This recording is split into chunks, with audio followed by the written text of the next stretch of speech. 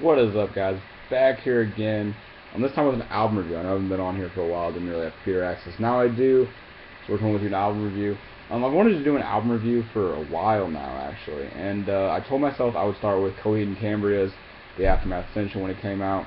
It's finally out. It was finally able for me to get, be able to listen to every track. And so here's my review of this. Little backstory. I didn't really get big into Coheed Cambria until about the past couple months. I really got huge and majorly into this band, and they became one of my top 5 favorite bands currently in the world right now. If I had to list off 5 favorite bands, Coheed Cambria would definitely be in there. They might even be number 1. I just really love their progressive rock, post-hardcore sound. They're definitely different than really any other band that I listen to. I don't think any other band in the world. They have a very different sound. I love the concept behind the fact that, all of their songs are based off a comic book written by their lead singer, Claudio Sanchez. I think that's a fantastic idea. I think at least, even if you didn't like Coheed Cambria, I think you have to respect that. Not everyone's going to like them. Not everyone's going to like Claudio Sanchez's music or musical, lyrical sound. Not everyone's going to, like the melodies they produce or, the guitar riffs. I know a lot of people that don't like Coheed, but I'm a huge fan of Coheed. So coming into this album, I was hugely pumped for it, and I'm gonna have to say it did not disappoint. I think a big thing is I've listened to it now twice through in the past hour and a half. I've listened to the thing twice. It's under 40 minutes, which is kind of it's a shame. But they're coming out with another concept album, part 2 of this, the Ascension part, in February. So they give us something to look forward to.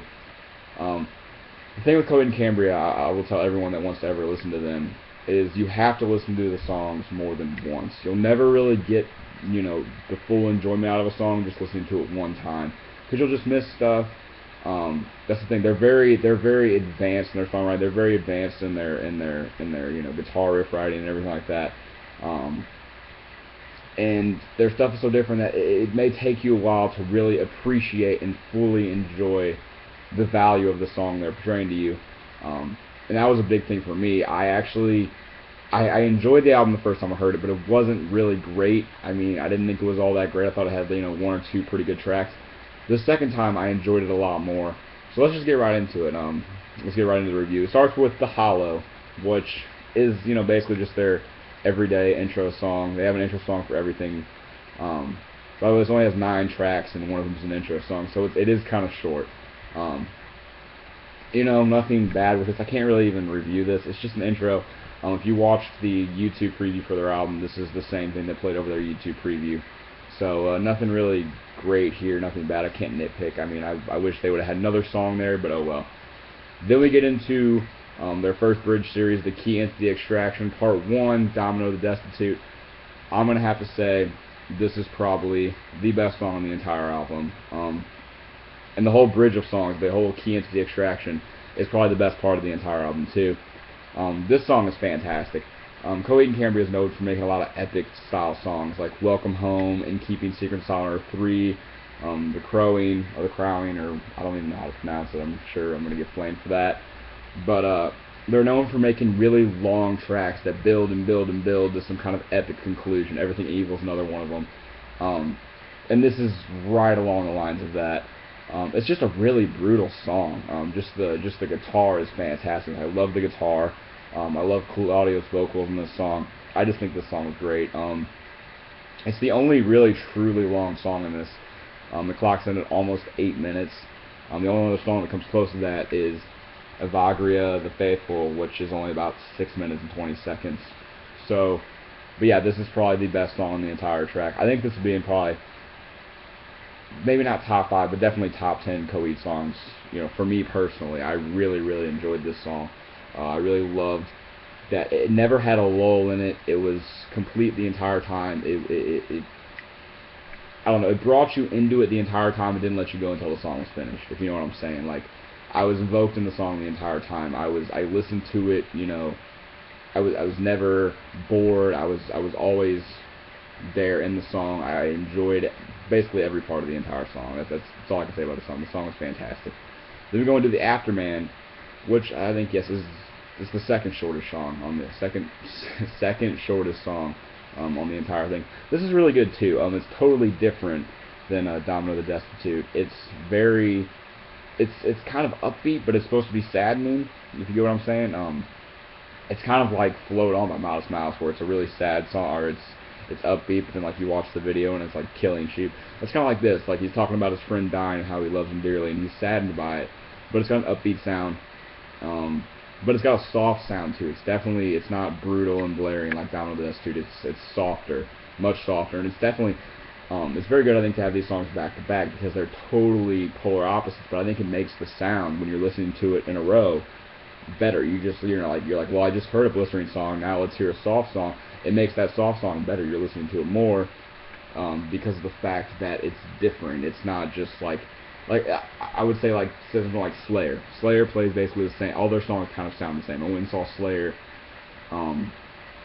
at Mayhem Fest this year, and it was like an hour of the same song. These were completely different, which brings you in and engrosses you in more to the songs, I think, when they're different. And every song on this title, or on this CD, mind you, is pretty different. And I think that's a big strong point for the CD. Then we get to Mothers of Men, another upbeat, really good rock song, definitely harder than The Afterman. Not as hard as Domino the Destitute, but still a pretty hard song. Very catchy. Enjoyed the girl vocals on this. Not really much to say here, other than it's a pretty great track. I don't know if I would listen to it a ton, but it's something I would definitely go back to. Had a very good chorus in it, and you know, I mean, it might be. I'm not gonna say it's bland. But a lot of these songs are so open-minded and so different, and filled with a lot of raw emotion. This is filled with a lot of raw emotion too, but I could probably hear this from another band.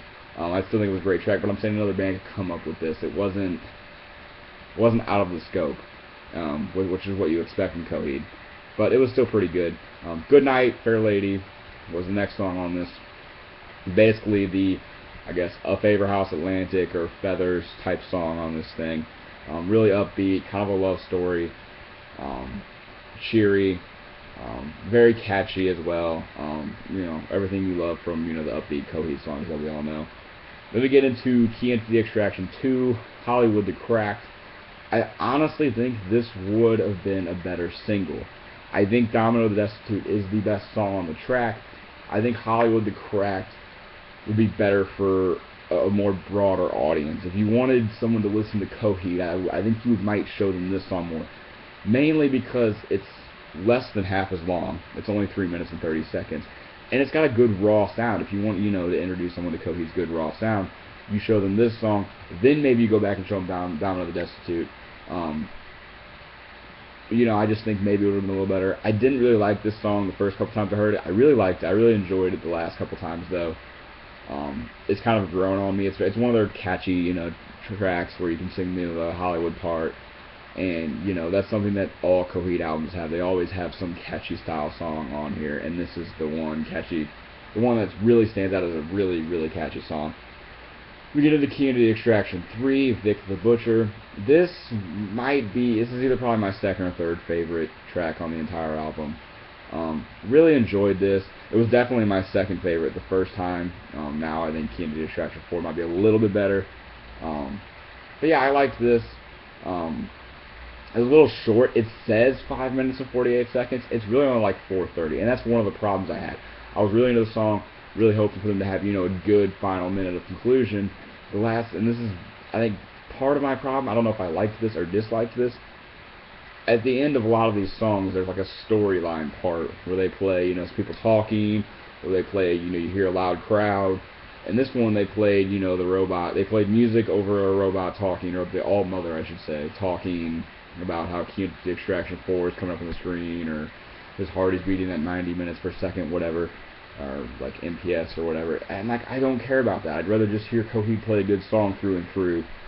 You know, yes, it blended. It made the album blend pretty perfectly, because every little part led up into the next song, which is good to do, which is a great thing to do, especially if you have a concept album.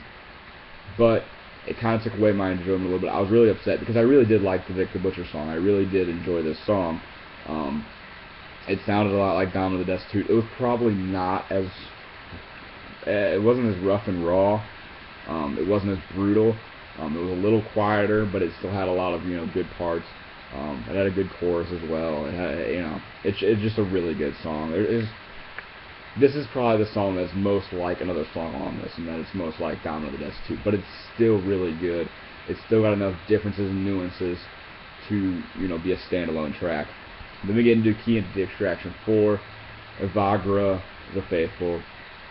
This is kind of like, this was very futuristic. It sounded very like modern. Like there's a lot of different attributes to the song that made it all together, and I really enjoyed this. It was a softer song. It wasn't terribly soft, but it wasn't like really hard rock or anything like that either.